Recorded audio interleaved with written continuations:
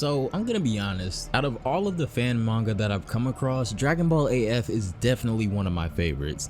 Xicor, in my opinion, is just the epitome of what a ruthless Saiyan villain should be.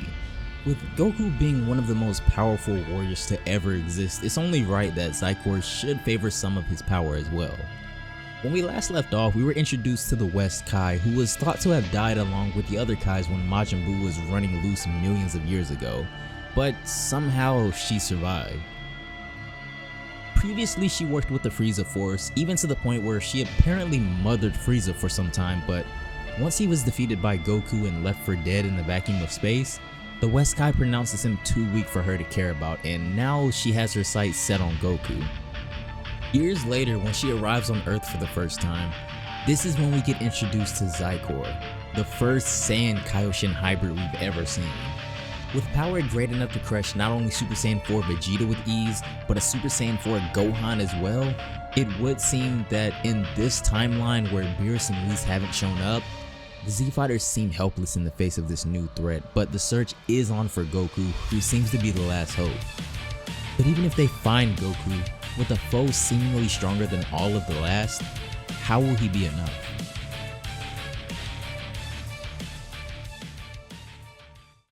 If you want to keep up with more awesome stories just like this one, be sure to go join the Dragon Ball Fan Manga Facebook page down below and subscribe here for more.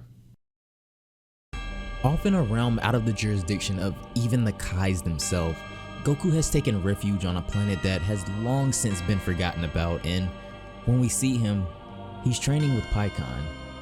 Now, Pikkon has always been a pretty strong guy, so he's able to keep up with Goku fairly evenly for the most part. Being as competitive as he is, however, as soon as Pikkon starts getting the upper hand on him, Goku turns into this hybrid transformation of a Super Saiyan 3 mixed with a Super Saiyan 4, which is pretty cool because we've never seen the two coincide before. Over on the Grand Kai's planet, he seems to be on the phone with the Elder Kai, who's still looking for Goku, and he says that he's positive that he and Pikkon flew off somewhere with the dragon. This gives Elder Kai all the information he needs to find Goku, so after he's done talking to the Grand Kai, they're ready to go retrieve him. However, just because they now know where Goku is doesn't mean the situation on Earth will come to a halt to wait for him, as Xicor is still tormenting Gohan and Vegeta. This drives the Supreme Kai to make a tough decision, and he decides that the time has now come for him to fight as well, seeing as how he feels that dealing with the West Kaioshin should be his responsibility. When he arrives on Earth, he appears right behind her as she looks on at the fight below. Kibito Kai immediately demands to know why she's in the world of the living all of a sudden, because she was supposed to have been killed by Majin Buu 5 million years ago. However, she says that obviously she wasn't killed at all, but was instead accidentally left on the brink of death during the rampage. Afterwards, she says that she floated around in space for millions of years, waiting for help to arrive, but no one ever came. For someone as high esteemed as a Kaioshin, she says that being left in agony like that was such a disgrace, but this is when it hit her that power is what really counts for everything. So she says that ever since then, she's been living her life with her sights set on acquiring power so strong that it'll be able to conquer the entire universe. When we cut back to Xicor, it would seem that Gohan has reached the end of the line and is about to be finished off now. But with the power of instant transmission, Kibito Kai is able to catch Xicor off guard in time to stop him from killing Gohan, and is also able to teleport Gohan away to safety on a cliff a few kilometers away. Kibito Kai heals Gohan's wounds and he regains his consciousness, but it only takes Xicor a couple of seconds to locate where they are. Kibito Kai only has a brief moment to try to explain his plan before Xicor arrives before them. Wildly enough, however, his plan includes Gohan fighting Xicor one more time, which is insane to him seeing as how Xicor already wiped the floor with both him and Vegeta. However, Kibito Kai never said that he needed Gohan to win. He just needs him to distract Xicor, and when Gohan sees the Z-Sword with him, the plan becomes crystal clear: to seal Xicor within the Z-Sword.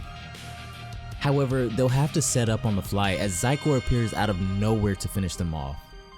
Gohan has no choice but to fight now and transforms back into a Super Saiyan 4 to hold off Xicor for just a few minutes. His crushing power is completely overwhelming to Gohan, but as long as he can survive for now, then they still have a chance. He tosses Xicor into the air, and when he reappears, he's now overhead. Gohan puts all of his energy into a final attack and fires it straight at Xicor with enough power to wipe the earth clean from existence. Xicor takes the attack head on, and when the smoke clears, he's completely fine. Thanks to Gohan though, Kibito Kai is able to start setting up with the sealing technique with the Z-Sword, but with expending so much energy at once, he can only last so much longer. The Elder Kai is livid that Kibito Kai would even consider using such a dangerous technique because it's basically a suicide attack. But at this point, Gohan has already been healed once, and Vegeta also states that it doesn't seem wise for him to expend all of his energy at once like that directly after being healed, but at the same time, he also recognizes that this may be some sort of plan. He then gets angry at them for not filling him in on the plan, however, and when he does, he charges in to disrupt their fight, and Vegeta being Vegeta, he launches his most powerful attack, a Final Flash at point blank range in his Super Saiyan 4 form, completely disregarding Gohan, who is in his line of fire as well. And then he fires. Somehow Xicor is able to hold off the blast, but before he can overpower it again, Trunks joins in, appearing next to Gohan, and he fires off an attack in order to help his father as well. Now having to defend off two attacks of such large magnitude, it would seem that they're finally pushing Xicor back bit by bit, and seeing this, Gohan is the final to join in, pouring every last bit of his energy into this last attack, and with that, he fires off a Super Kamehameha. Xicor is getting pushed back pretty fiercely at this point, and it seems that this may be the final push that they needed to finally defeat him. The three Saiyans have all put their last into this final effort as Gohan pleads to his father, wherever he may be, to please give him the strength and the power he needs to defend this world one more time, the same power that defeated Cell all those years ago. This plea seems to have found its way to Goku somehow, whether it be his fighting instincts or his fatherly intuition, but we can see that he clearly senses a disturbance somewhere as he stands up and faces presumably the direction that Earth would be in, but he says that it's nothing and he continues to gaze into the sky. Back at the battlegrounds, the three Saiyans are giving it everything they've got in their last ditch effort to try and defeat Xicor. With one final push, they all surpass their limits even further than what they thought previously, but somehow Xicor is still much more powerful than them, and he surpasses his limits as well as he tosses their attack into the sky.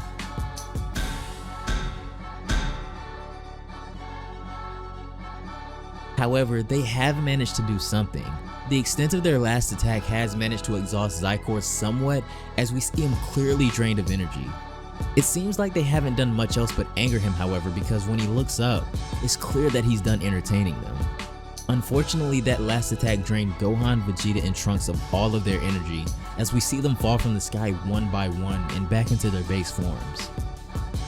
Before Xicor can finish them off, however, it would seem that Kibito Kai has completed the preparations for the sealing technique, and when he locks on to Xicor, he fires the Divine Sealing Wave. Not knowing anything about this technique or what it is, Xicor is caught off guard completely by it as Kibito Kai raises him into the air, then starts to direct him in the path of the Z-Sword, but with her quick thinking, the West Kai is able to knock the Z-Sword out of the way before the sealing is complete. With their last plan failing miserably, Gohan, Vegeta, Trunks, and Kibito Kai have all exhausted the last of their power, with the most they've managed is being able to catch Xicor off guard. But as things go from bad to worse, Kibito Kai drops dead from the consequences of the sealing technique, and it would appear that time has run out for the Z-Fighters. That's gonna do it for this one, guys. I appreciate you all sticking around until the end if you did. As usual, like I said earlier, this fan manga is just completely amazing to me. I'm not sure if it's because I like seeing villains that are just insanely stronger than the good guys or what, but Xicor is definitely one of the best fan-made characters in my opinion. Anyways, let me know what you guys thought of the just complete washing down below in the comments, but don't worry, I promise some cool stuff happens next. You won't want to miss that. Probably tomorrow, if not the next day, but I am going to be kind of busy this weekend, so I might just go ahead and get it ready tonight for tomorrow. Anyways, have a great day, and I will see you all in the next one. Bye, guys.